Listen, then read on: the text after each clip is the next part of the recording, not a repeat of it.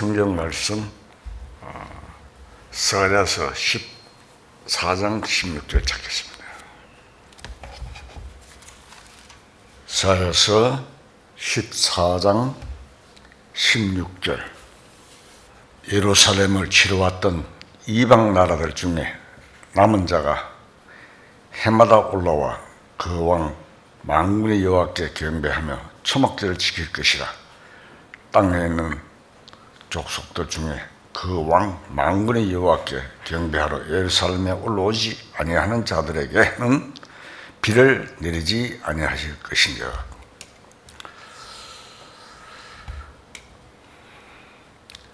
구약 성경에 예언된 그대로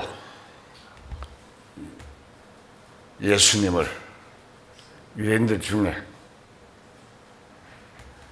특히 바리새인들은 예수님을 하나님의 아들로 믿지 않았습니다.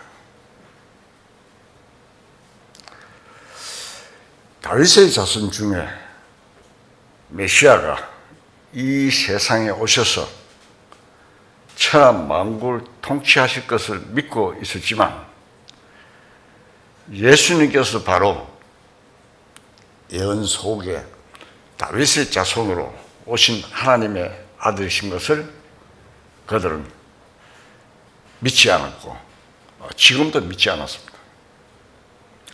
지금도 믿지 않고 있습니다. 그래서 예수님께서는 시편 110편의 말씀을 인용을 하시면서 말씀하셨습니다. 마태복음 22장 44절 봅시다.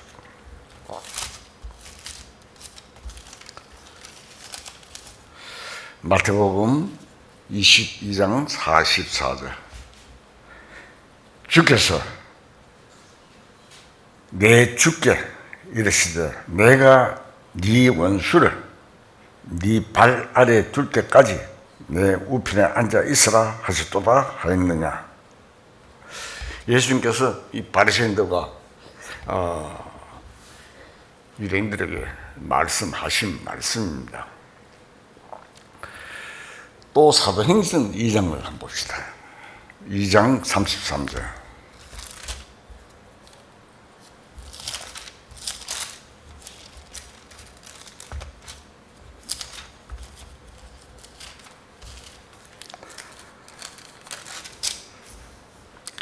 사도행전 2장 33절 읽겠습니다. 하나님의 오른손으로 예수를 높이시매 그가 약속하신 성령을 아버지께 받아서 너희가 보고 듣는 이것을 부어주셨느니라. 다윗은 하늘에 올라가지 못하였으나 친히 말하여 이르되 주께서 내 주에게 말씀하시기를 내가 내 원수로 내 발등상이 되게 하기까지 너는 우편에 앉아 있으라 하셨도다 하셨으니 그런즉 이스라엘 온 집은 확실히 알지니 너희가 십자가에 못 박은 이 예수를 하나님이 주와 그리스도가 되게 하셨느니라 하니라. 자, 여기서 반복적으로 지금 앞에 것은 예수님께서 마태복음은 예수님께서 직접 바리새인들에게 말씀하신 말씀이고 여기에 보면 오순절 성령이 임했을 때 베드로가 설교하면서 예수님의 부활을 증거하면서 시편 110편을 인용을 했습니다. 예수님의 부활은 성경에 예언되어 있는 말씀이 정확하게 응한 것이라고 베드로가 아주 강력하게 설교를 했습니다. 여기 사도행전 2장 29절에 보면은 29절 한번 봅시다. 29절에 보면은 형제들아 내가 조상 다윗에 대하여 담대히 말할 수 있노니 다윗이 죽어 장사되어 그 묘가 오늘까지 우리 중에 있도다. 그는 선지자라. 하나님이 이미 맹세하사 그 자손 중에 한 사람을 그 위에 앉게 하리라 하심을 알고 미리 본고로 그리스도의 부활을 말하되 그가 음부에 버림이 되지 않고 그의 육신이 썩음을 당하지 아니하시리라 하더라. 자, 여기 보면은 그리고 이 예수를 하나님이 살리신지라 우리가 다 이 일의 증인이로다. 하나님이 오른손으로 예수를 높이심에 그가 약속하신 성령을 아버지께 받아서 너희가 보고 듣는 이것을 부어주셨느니라. 여기 보면은 다윗은 선지자요 왕인데 그가 예언한 대로 예수님이 부활하셨습니다. 다윗은 하늘에 올라가지 못하였으나 친히 말하여 이르되 주께서 내 주에게 말씀하시기를. 그래서 주께서라는 말은 하나님 아버지를 말합니다. 그리고 내 주에게라는 말은 예수님을 말하는 것입니다. 다윗은 장차 오실 예수님도 주라고 했고 예수님을 부활케 하신 하나님 아버지를 주라고 했습니다. 끝났죠. 주께서 내 주에게. 그래서 하나님 아버지와 예수님을 전부 다 주라고 말씀하셨다 이 말입니다. 그러니까 하나님 아버지께서 아들 예수님께 말씀하셨다는 뜻입니다. 다윗 왕 당시에는 예수님이 아직 이 세상에 탄생하지 않으셨지만 이미 하나님 앞에는 예수님이 계시니까 성령으로 이 말씀을 할 수 있었던 것입니다. 다윗이 성령에 감동되어 이 예언을 한 것입니다. 내가 네 원수로 네 발등상이 되게 하기까지 너는 내 우편에 앉아 있으라 하셨다. 35절 나오죠. 2장. 자, 여기서 발등상은 무엇을 말하는 겁니까? 발을 얹어 놓는 의자를 말합니다. 발등상. 예수님이 원수를 정복하고 완전히 승리하시는 모습을 말합니다. 예수님이 부활승천하셔서 하나님의 우편에 계시는 동안에 마귀를 완전히 정복하시고 짓밟는 것을 말합니다. 이런 말씀들이 히브리서 1장에도 있고 그 밖에 여러 곳에 있습니다. 이것은 굉장히 중요한 말씀이기 때문에 신약 성경 여기저기에서 이 말씀을 인용한 것입니다. 예수님의 부활은 성경에 예언한 말씀이 그대로 응한 것입니다. 지금 우리 주님께서 부활 승천하셔서 하나님 우편에 계십니다.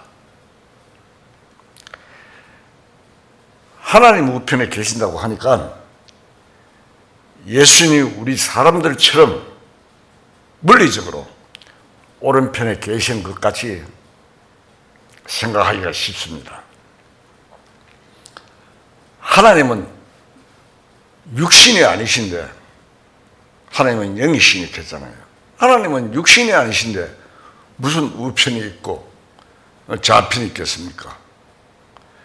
성경적으로 예수님이 승천하셔서 하나님 우편에 계신다는 말은 물리적인 방향을 가리키는 것이 사실은 아닙니다. 에베소서 2장 5절을 찾겠습니다.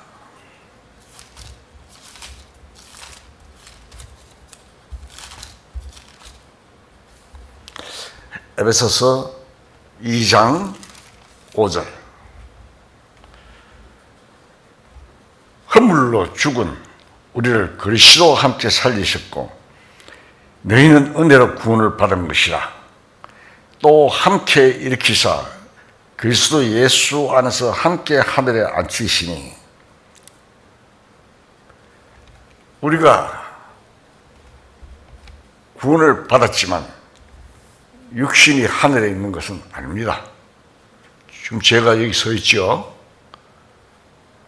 그런데 허물로 죽은 우리를 그리스도와 함께 살리셨고, 다른 말은 우리 죽은 영이 살아났다는 뜻입니다.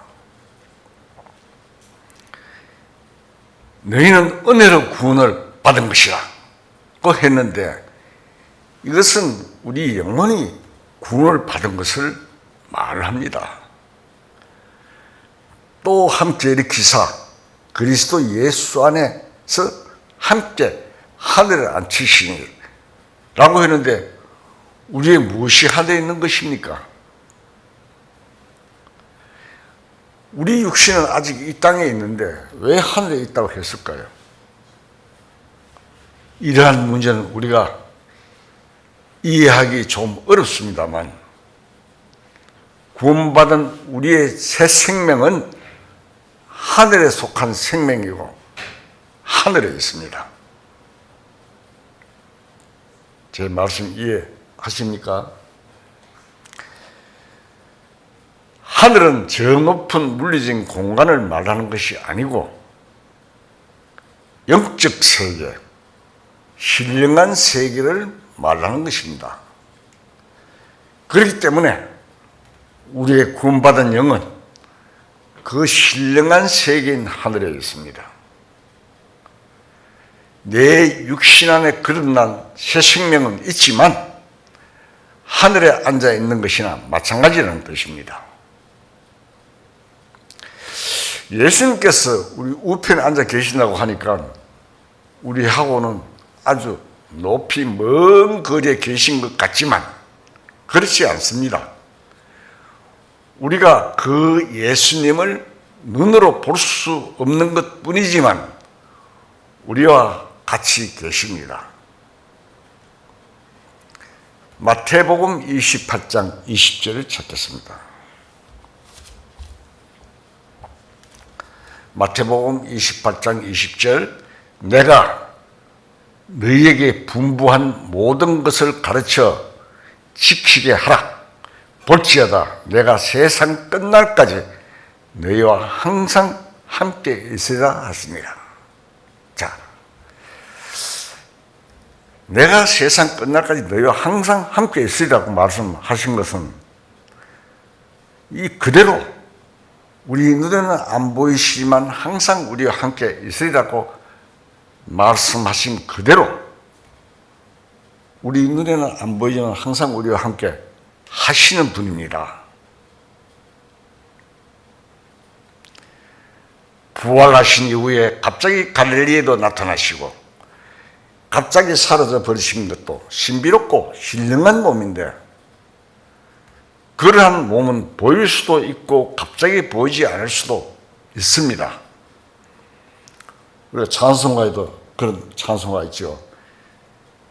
예수가 함께 계시니 시험이 오나 겁없네. 항상 함께 한다 하죠. 또 그 다음에 찬송 보면 내가 매일 기쁘게 주의 순례를 행하면 주의 성령이 나에 같이 함께 함이라. 이런 찬송들이 많습니다. 주님이 항상 우리와 함께 하신다는 것을 우리는 알아야 합니다. 우리는 예수님이 하늘에 앉아 계신다, 하나님 우편에 앉아 계신다는 것은 그것을 지구에서 아주 멀리 어떤 하늘에 있다고 생각할 필요는 사실 없습니다. 다만 우리 육신 눈으로는 볼 수 없는 영의 세계에 있는 것입니다. 이 온 세상에 가득한 분이 누구십니까?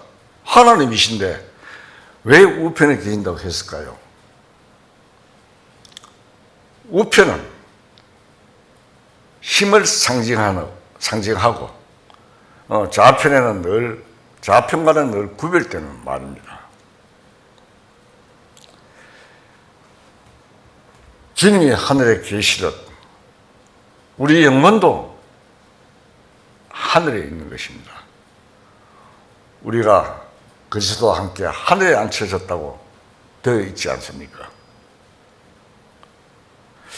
그러니까 주님이 멀리 계시는 것이 아니고 우리가 주님께 순종하면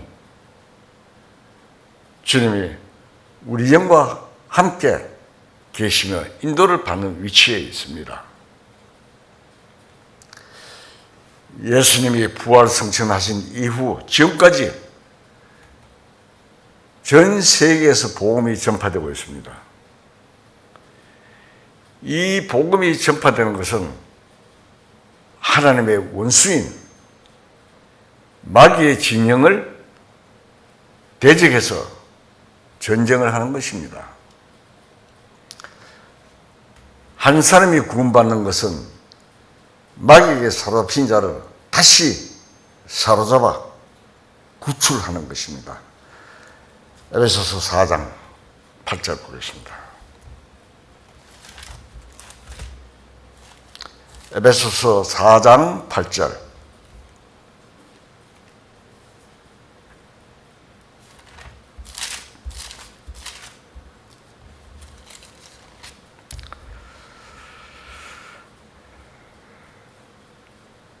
그러므로 이르기를 그가 위로 올라가실 때 사로잡힌 자들을 사로잡으시고 사람들을 선물로 주셨다 하였도다. 자, 여기 보면은 그가 위로 올라가실 때 사로잡혔던 자들을 사로잡으시고 라고 했습니다. 마귀에게 포로가 되어 있는 사람을 구원하시는 것은 마귀로부터 그 사람을 다시 주님이 사로잡으시는 것입니다. 실제로 복음의 역사는 마귀와 투쟁을 해서 주님이 마지막 승리를 향해서 가고 있는 과정인 것입니다. 우리는 그 전투에서 주님의 포로가 된 사람들입니다. 우리가 눈에 보이지 않지만 이 세상은 굉장한 영적 싸움이 있습니다. 예수님이 부활하시지 않으셨다면 우리가 주님에게 속할 수가 없습니다. 고린도서 15장 55절 봅시다. 사망아, 너희 승리가 어디 있느냐? 사망아, 네가 쏘는 것이 어디 있느냐? 사망이 쏘는 것은 죄요, 죄의 권능은 율법이라. 여기 보면 사망아, 너희 쏘는 것이 어디 있느냐? 사망에 쏘는 것은 죄요라고 했습니다. 사망에서 생명으로 문이 열리지 않으면 절대로 우리가 구원을 받을 수가 없습니다. 예수님이 부활하셨기 때문에 우리가 구원을 받은 것입니다. 로마서 10장 9절 한번 다시 봅시다.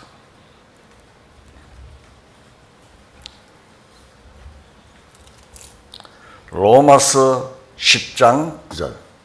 너희가 만일 예수를 주로 신하고 또 그를 죽은 자 가운데서 살리신 것을 네 마음에 믿으면 구원을 얻으리니 라고 되어 있습니다. 그렇기 때문에 주님이 부활 성천하셨다는 그 자체가 우리를 해방시키는 일이었습니다. 선물이 곧 구원입니다. 에베소서 4장 9절 한번 봅시다.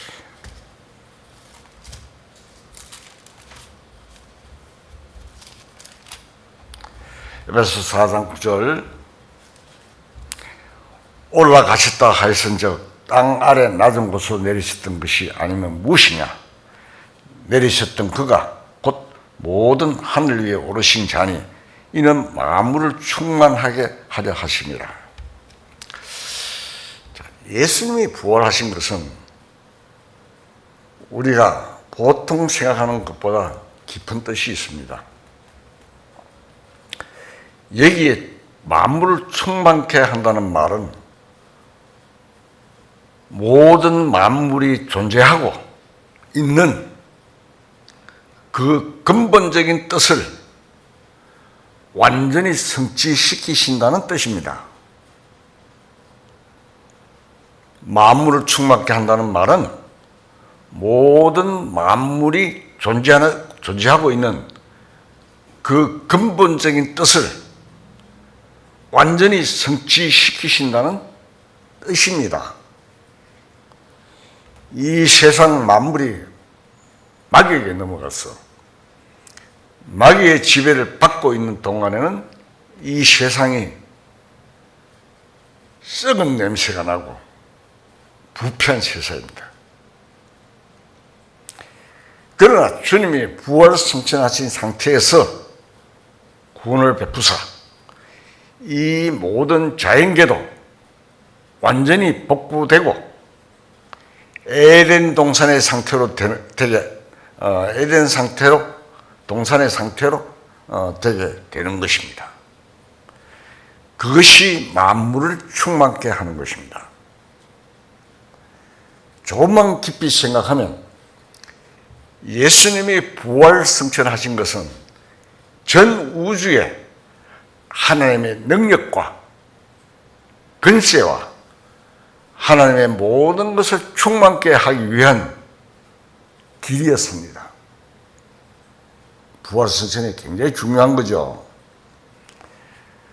그래서 이 복음이 전파되면서 마귀의 진영이 차츰차츰 무너지는 것입니다. 사람들이 구원받은 만큼 마귀의 진영이 무너지고 우리는 주님께 사로잡힌 주님의 전리품으로서 큰 은혜에 참여하니 정말 얼마나 영광스러운 일인지 모릅니다. 예수님이 장차 재림하여 이 세상을 통치하실 때 이 시온 예루살렘이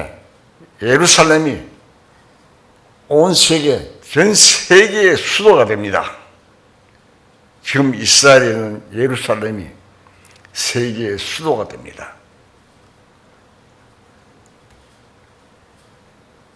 그래서 적그리스도도 이런 사실을 알기 때문에 예루살렘을 자기의 수도로 만들려고 합니다. 앞으로 중동 지역에 평화가 형성되는 분위기가 조성되어 갈 것인데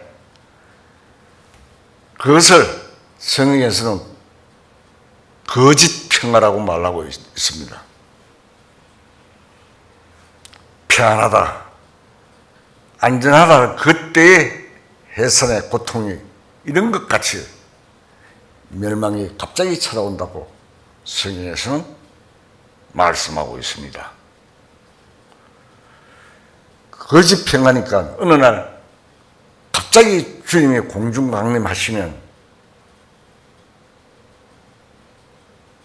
들림받는, 즉 휴거되는 일이 있고 그 다음에는 이 세상이 환란 세상으로 접어들게 됩니다. 될 것입니다. 초림, 예수님의 초림, 그리고 예수님의 재림, 그 중간에 공중 강림이 있습니다. 공중으로 주님이 우리를 끌어올려 가십니다. 이것을 알면 예루살렘의 평화조약도 성경을 이루어가는 한 과정이라는 것을 우리가 알 수 있습니다. 분명히 거짓 평화가 올 것입니다. 그 후에 환란 세상에서 마지막 아마겟돈 전쟁 때 많은 사람이 죽고 나머지 살아남은 사람들이 천년왕국에 들어갈 것입니다. 그때 예수님이 통치하시는 세상이 됩니다.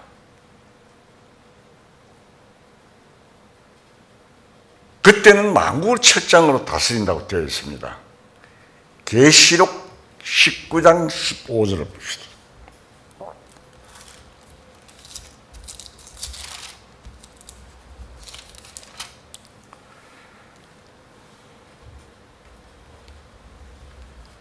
그의 입에서 예리한 금이 나오니 그것으로 만국을 치겠고 친히 그들을 철장으로 다스리며 또 친히 하나님 곧 전능하신 이의 맹렬한 진노의 포도주 틀을 밟겠고,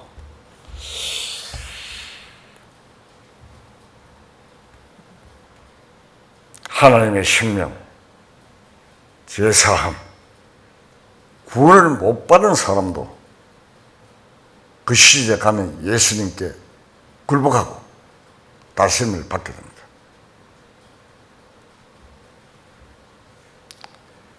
에베소서 6장 10절을 한번 찾겠습니다.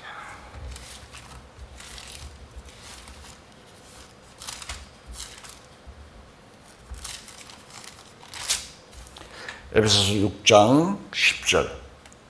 자, 읽겠습니다. 끝으로 너희가 주 안에서와 그 힘의 능력으로 강건해지고 마귀의 계기를 능히 대적하기 위하여 하나님의 전신갑주를 입어라. 우리의 씨름은 혈과 육을 상대하는 것이 아니요 통치자들과 권세들과 이 어둠의 세상 주관자들과 하늘에 있는 악의 영들에 상대합니다.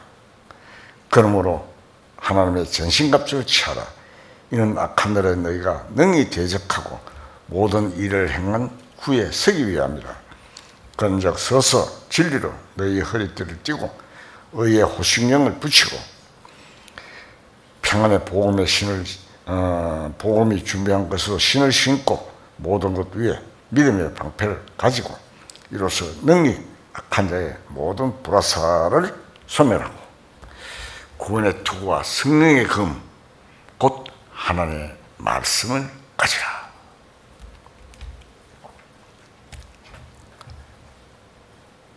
이 말씀은 현재 우리가 구원받은 사람으로서 이 세상에서 신앙생활을 하면서 영적인 전쟁을 할 때 갖추어야 할 무장을 말하는 것입니다. 다시 한 장 보겠습니다. 계시록 19장 11절.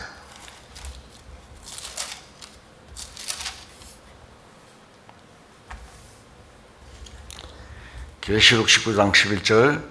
또 내가 하늘에 열린 것을 보니 보라, 백마가 그것을 탄 자가 있으니 그 이름은 충신과 진실이라. 그의 공의로 심판하며 싸우더라. 그 눈은 불꽃 같고 그 머리에는 많은 관들이 있고 또 이름 쓴 것 하나가 있으니 자기밖에 아는 자가 없고 또 그가 피 뿌린 옷을 입었는데 그 이름은 하나의 말씀이라 칭하더라. 하늘에 있는 군대들이 희고 깨끗한 세마포 옷을 입고 백마를 타고 그를 따르더라. 그의 입에서 예리한 금이 나오니 그것으로 만국을 지었고 친히 그들을 철장으로 다스리며 또 친히 하나님 곧 전능하신 이 맹렬한 진노의 포도주를 밟겠고 그 옷과 다리에 이름을 쓴 것이 있으니 만왕의 왕이요 만주의 주라 하였더라.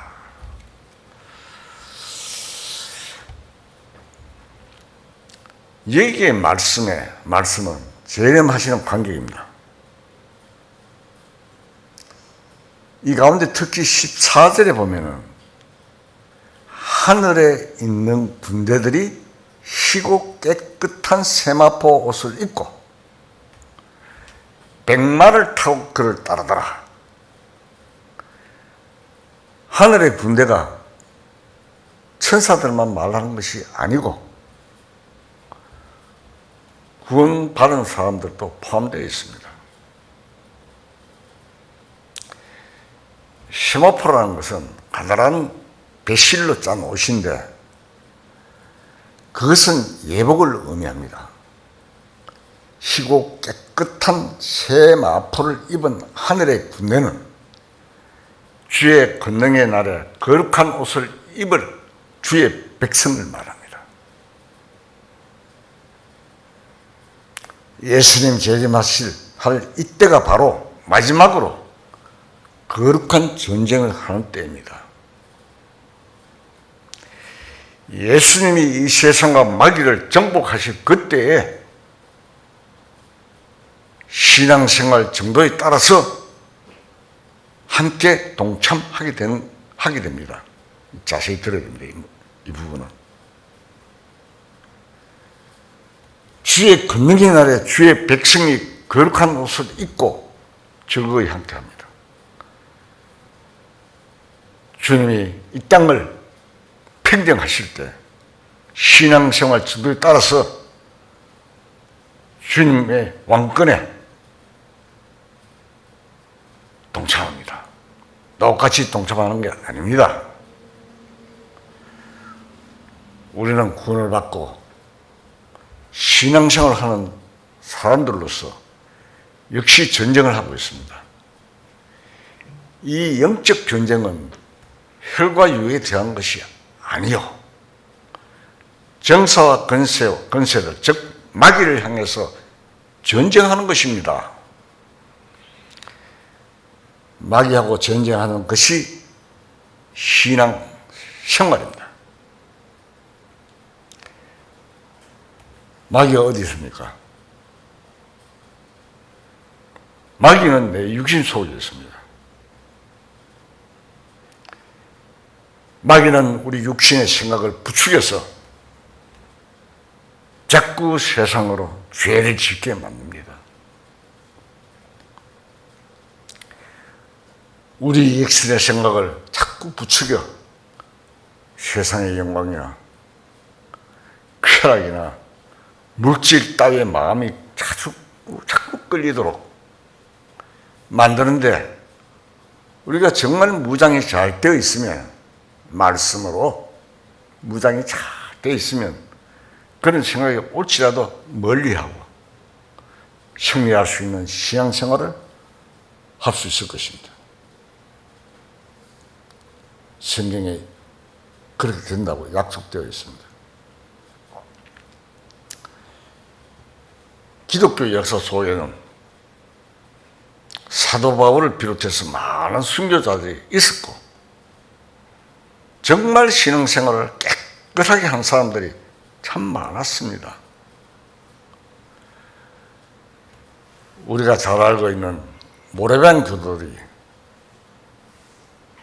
박해를 피해서 미대륙에 와가 예배당을 지어 충실하게 신앙생활을 하면서 마귀를 물리치고 살아갔던 사람들입니다. 모래반 교도는 독일 사람들입니다. 진젠돌프, 루터, 독일에 많은 참 성도들이 있었죠. 예수님 재림 때 정말 거룩한 옷, 세마포를 입고 예수님을 따르는 하늘의 군대가 될 수 있는 것입니다. 마귀를 물리치고 살아가는 사람들이. 요한 1서 2장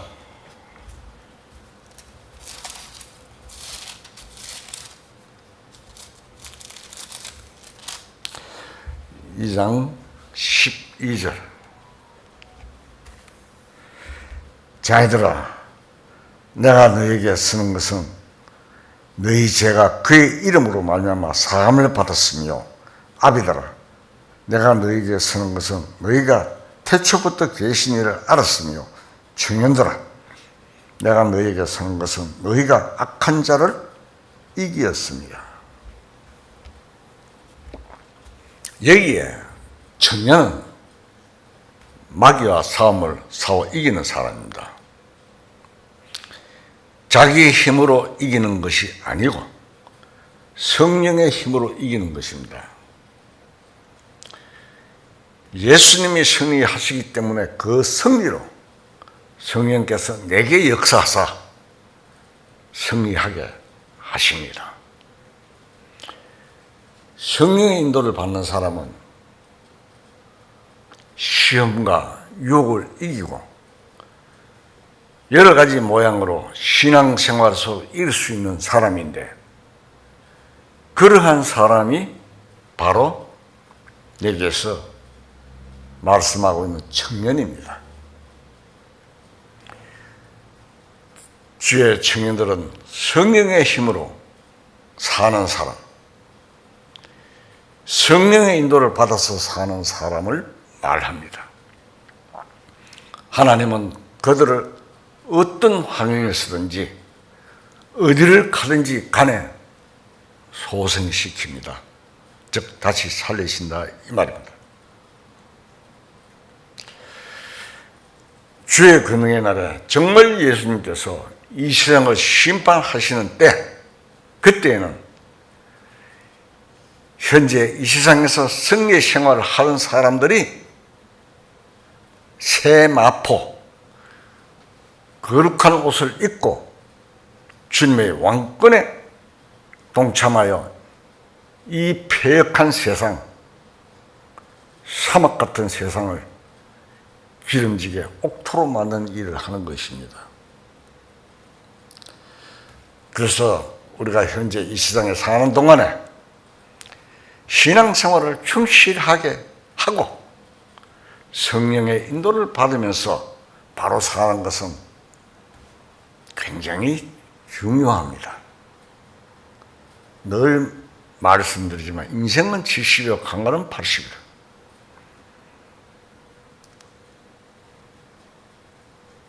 아무리 100세 시대가 100세까지 산다 해도 인생은 잠시 잠깐입니다. 그래서 이 굉장히 중요한 사실을 잘 알고 신앙생활을 충실하게 해야 하는 것입니다. 거듭났으면서도 신앙생활을 바로 하지 못하고 그냥 세속에 물들고 세파에 시달려 끌려다니는 사람이 너무 많습니다.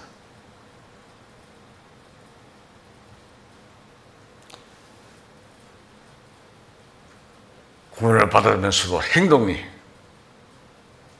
구원 안 받은 사람과 똑같고, 오히려 어떤 점에서는 구원받지 못한 사람보다 더 못한 사람들도 종종 있습니다. 어떻게 보면 가짜 구원받은 가라지인 사람들도 많은 것 같습니다. 성경에 보면은 복식 속에 가라지가 있을 때 가라지를 뽑지 말고 성한 것도 뽑힐까 조심하라. 가라지가 있습니다. 주술 때 가라지는 뽑아서 다 어떻게 됩니까? 불이 태웁니다. 알곡만 창고에 들어갑니다. 자, 우리가 구원을 진짜 받았으면 정말 에베소 6장에 있는 말씀대로 신앙의 무장을 단단히 하고 믿음으로 살아야 할 것입니다. 거기에는 틀림없이 고난과 어려움이 따르게 되는데 이것을 잘 통과하면 무한한 영광을 얻게 됩니다. 정말 마귀는 굉장히 셉니다. 하나님의 말씀, 성령의 인도를 받아야 이길 수 있습니다. 지금 세상에 보면은 잠시 잠깐의 영광을 위해서 목숨을 걸고 투쟁을 하잖아요. 그런데 이 무한한 영광은 무한됩니다. 영원한 것입니다.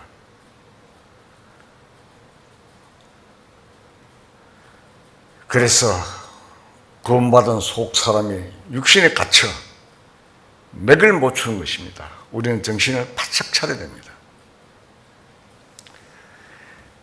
창세기 14장에 보면은 소돔 고모라 성이 점령을 당해 다 포로로 잡혀갔을 때 아브라함의 조카 롯도 롯과 또 그 가족도 함께 잡혀갔습니다.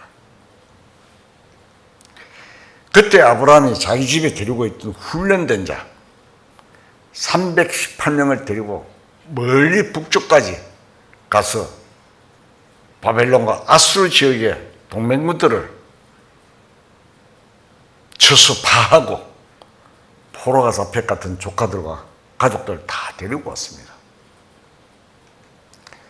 물론 그것은 아브라함의 힘이 아니고 하나님의 능력으로 그렇게 된 것입니다. 그 전승을 하고 돌아올 때 환영하는 사람이 둘이 나타났는데 하나는 소돔 왕이고 하나는 살렘 왕 멜기세덱이었습니다. 창세기 14장 17절을 봅시다.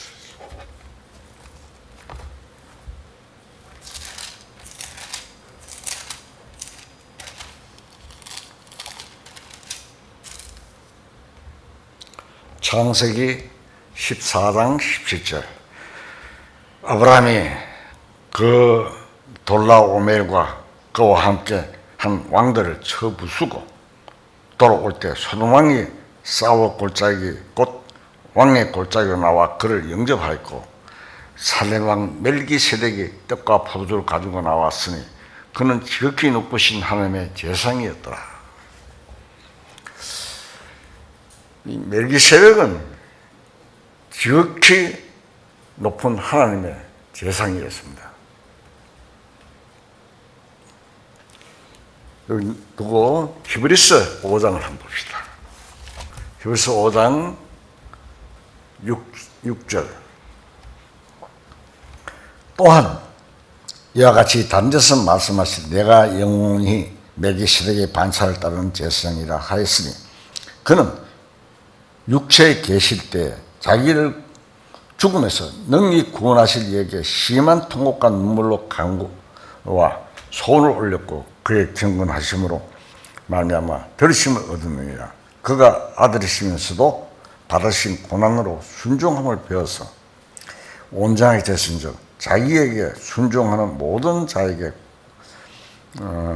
영원한 구원의 근원이 되시고 하나님께 멜기세덱의 반차에 따른 대제사장이라 칭하심을 받으셨느니라.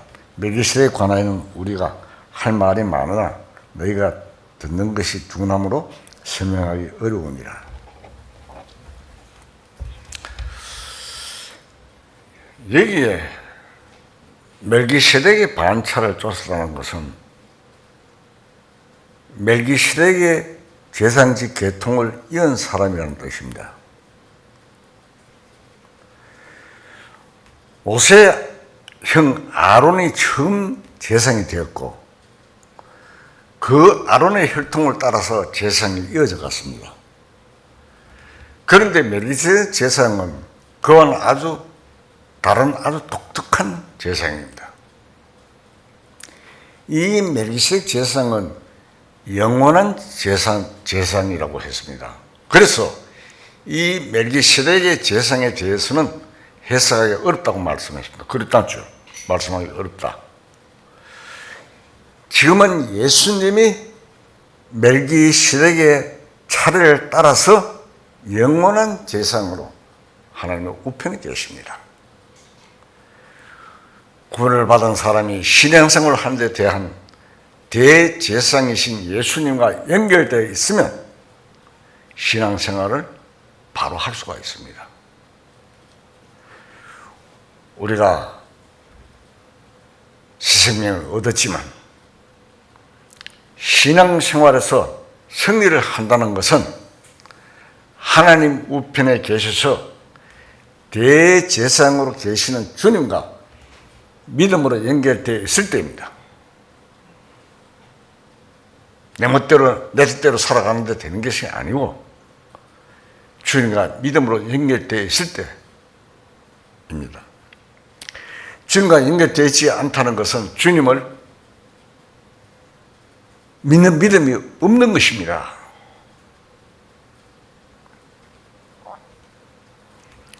히브리서 7장 1절 한번 찾겠습니다. 히브리서 7장 1절. 이 멜기세덱은 살렘 왕이요 지극히 높으신 하나님의 제사장이라 여러 왕을 쳐서 죽이고 돌아오는 아브라함을 만나 복을 빈 자라. 아브라함이 모든 것의 10분의 1을 그에게 나누어 주니라. 그 이름을 해석하면 먼저는 의의 왕이요 그 다음은 살렘 왕이니 곧 평강의 왕이요 아버지도 없고 어머니도 없고 족보도 없고 시작한 날도 없고 생명의 끝도 없고 하나님의 아들과 닮아서 항상 제사장으로 있느니라. 답이 다 나왔죠. 이 살렘왕은 아들도 없답니다. 어미도 없다. 족보도 없는 사람인데 그런 사람이 어떻게 존재하는가? 성경에는 전혀 소개하지 않았습니다. 그는 직접적으로 하나님께로부터 제사장으로 임명받았고 예수님의 그림자이기 때문에 그렇습니다. 그 멜기세덱 제사장이 아브라함을 축복했습니다. 이기고 돌아올 때 한편 소돔왕도 아브라함을 영접했는데 이 소돔왕은 뭘 뜻합니까? 소돔왕은 마귀의 상징입니다.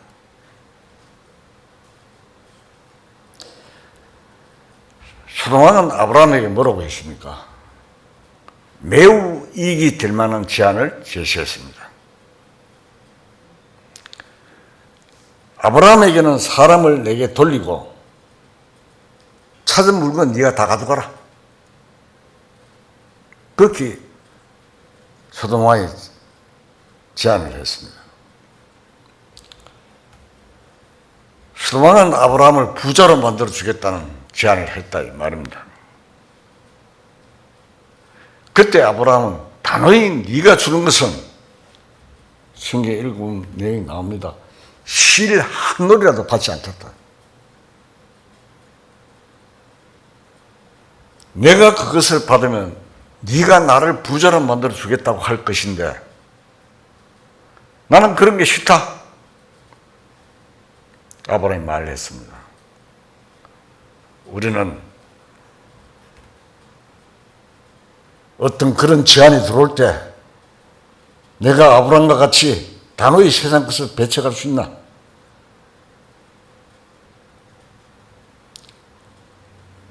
잠시 육신의 부를 위해서 즉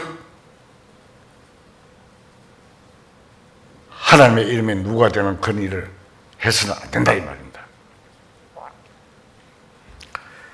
멜기세덱 제사장은 전쟁에 승리한 것은 뭐라고 그랬습니까? 읽어보니까 네가 한 것이 아니고 하나님께서 너를 승리하게 하신 것이라고 말하면서 아브라함을 축복했습니다. 그러면 어느 것이 더 귀합니까? 아브라함은 소돔왕이 주는 것을 아주 확실히 거절했습니다. 예수님을 대상으로 마음에 항상 모시고 사는 사람은 소돔왕이 주는 것, 즉 마귀의 상징인 소돔왕이 주는 것, 세상이 주는 것을 거절해야 하는 것입니다.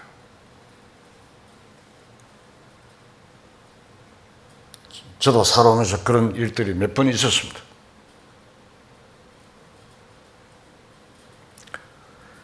우리는 세상에서 오는 즐거움을 전혀 이상하게 생각하지 않고 느끼고 즐기는 마음을 가지고 있습니다. 그러한 사람이 멜기세덱 제사장과 관계를 올바로 맺을 수 있겠습니까? 소돔왕이냐 멜기세덱이냐 하는 문제입니다. 아브라함은 믿음으로 살았기 때문에 소돔이 세상 것으로 부자를 만들어준다고 해도 원하지 않고 거절했습니다. 필요 없다. 나한테 실오라 해도 너에게서 안 받겠다. 그래서 창세기 15장에 보면 하나님께서 나타나셔서 아브라함에게 뭐라고 그랬습니까?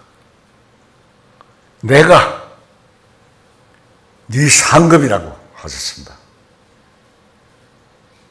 하나님이 아브라함에게 자신을 주시겠다는 것입니다. 이 얼마나 큰 축복이겠습니까? 멜기세덱과 관계를 맺으면 세상 만물을 창조하신 하나님이 내 하나님이 되고 내 상속이 됩니다. 이 우주 세상 만물의 창조주가 하나님이지 않습니까? 하나님이 내 상속이 된다 이 말입니다. 히브리서 7장 24절을 보겠습니다.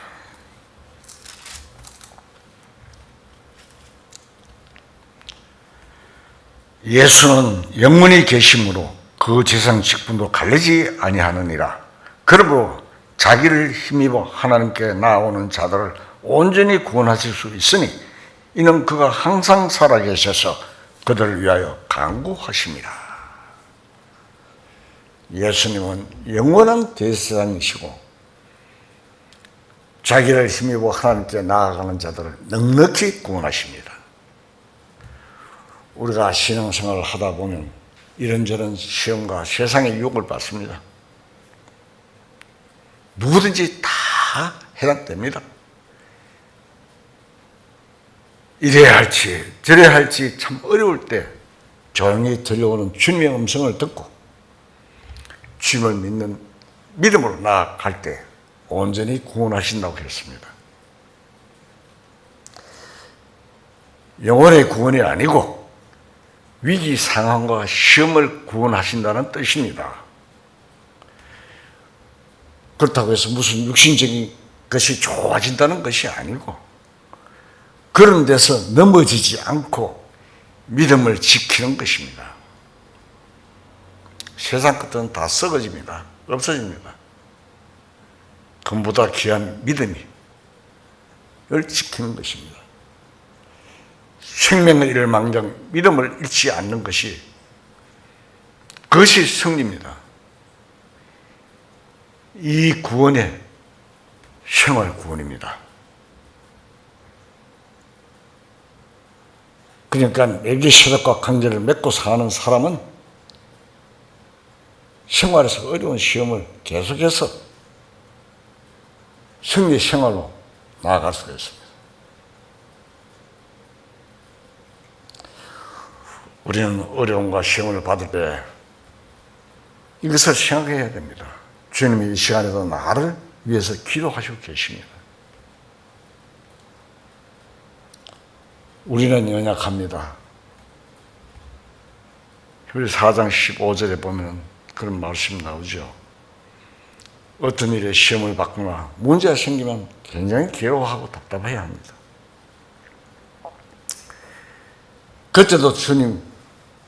그때 주님도 우리 연약함에 동참을 하십니다. 주님은 우리 사랑을 모르시는 분이 아니십니다. 우리에게 있는 대상은 우리의 연약함을 동정하지 못하시리가 아니라고 했습니다. 말씀에서 우리가 큰 힘을 얻습니다. 예수님도 이 세상에 계실 때 죄가 없었지만 여러 가지 시험을 받으십니다. 여러 가지 시험을 당하신 것은 영원한 뜻 안에서 우리를 위한 것입니다. 현재도 예수님이 우리가 이 세상에 겪고 있는 시험과 고난을 다 아시고 도우시고 계십니다.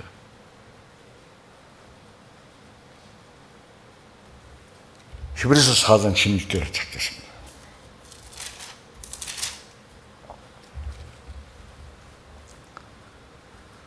그러면 우리가 긍휼하심을 받고 때를 따라 돕는 은혜를 얻기 위하여 은혜 보좌 앞으로 담대히 나갈 것이니라. 은혜 보좌가 어디입니까? 은혜 보좌 앞으로 담대히 나갈 것이라 했는데 은혜 보좌가 어디입니까?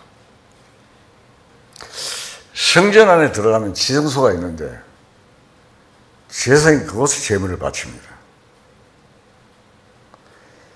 지금은 예수님이 하나님 우편에 당신의 피를 가지고 제사를 드리고 있습니다. 거기가 은혜의 보좌입니다. 우리는 부족하고 약하지만 주님은 그것을 아시고 위에서 기도하시고 대변해 주십니다. 예수님이 멜기세덱 반사를 쪼는 영원한 제사장이라는 것을 교리적으로 아는 것만으로 끝나서는 안 됩니다. 지금 영원한 대상이신 예수님은 현재 우리들을 위한 제사장으로 계시니까 우리는 그 예수님을 힘입어 하나님 앞에 담대히 나아갈 수 있습니다.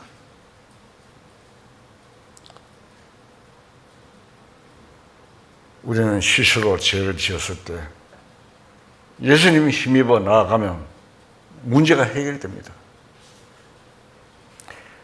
예수님을 힘입어 하나님 앞에 나아가는 것은 예수님을 힘입어 하나님 앞에 나아가는 것은 굉장히 중요한 일입니다. 그런데 예수님을 제쳐놓고 직접 하나님 앞에 서려면 항상 두려움이 있습니다.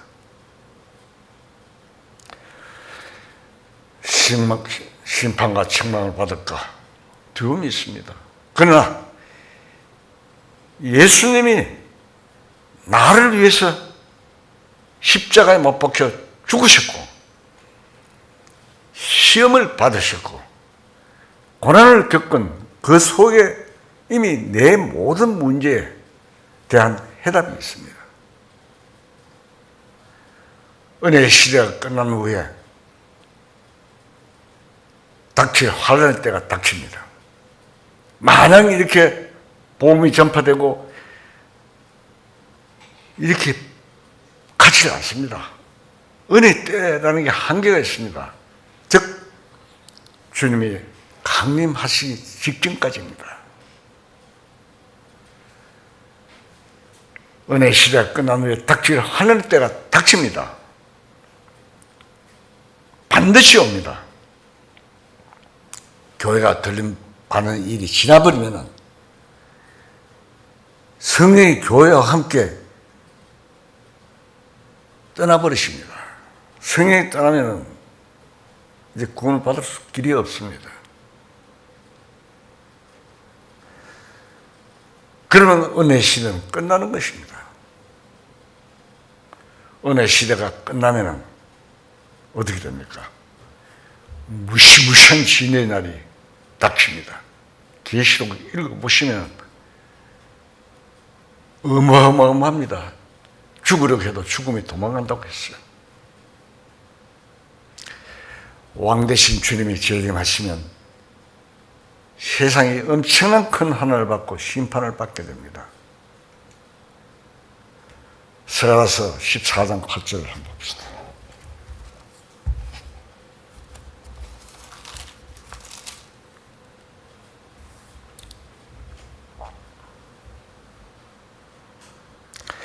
그날의 생수와 예루살렘에서 솟아나서 절반은 동로로 절반은 서해로 흐를 것이라. 여름에도 겨울에도 그러하리라. 자,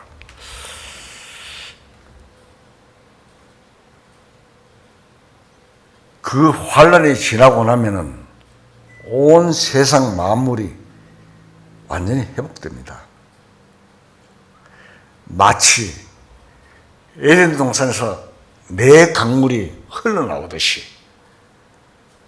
그때는 예루살렘에서 강물이 흘러내립니다. 에스겔서나 계시록에 보면 하나님의 보좌로부터 강물이 흘러내리는 말씀이 있습니다. 길가의 시냇물을 마시고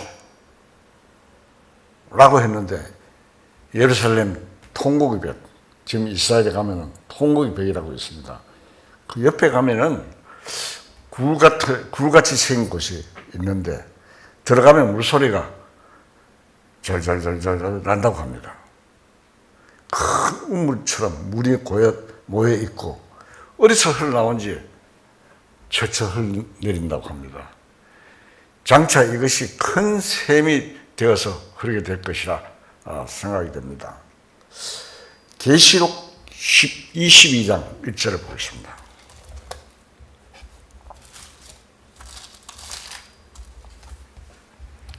계시록 22장 1절.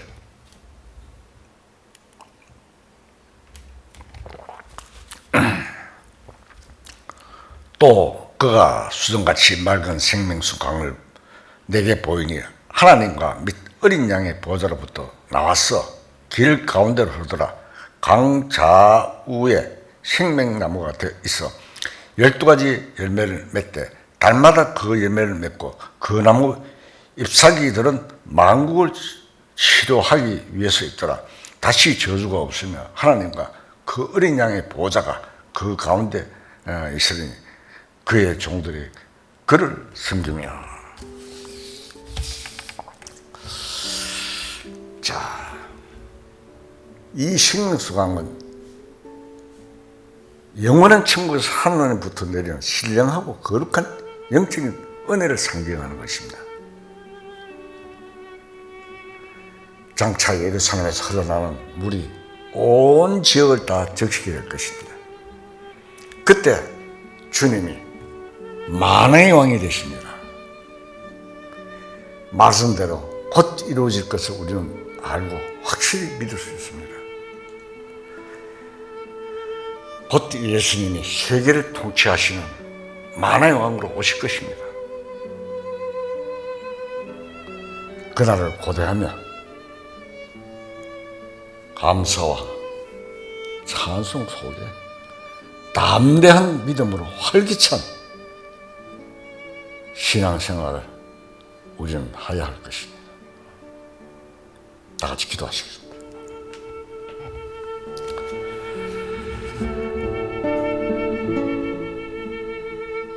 지금도 하나님 우편에 계시며 우리를 변호해 주시며 예수님에 대하여 말씀을 통하여 알게 해 주시는 하나님 아버지께 감사와 영광을 돌립니다. 아직도 많은 사람들이 무엇 때문에 살아가며 인류 역사가 진행되고 있는지 잘 알지 못한 자들이 많습니다.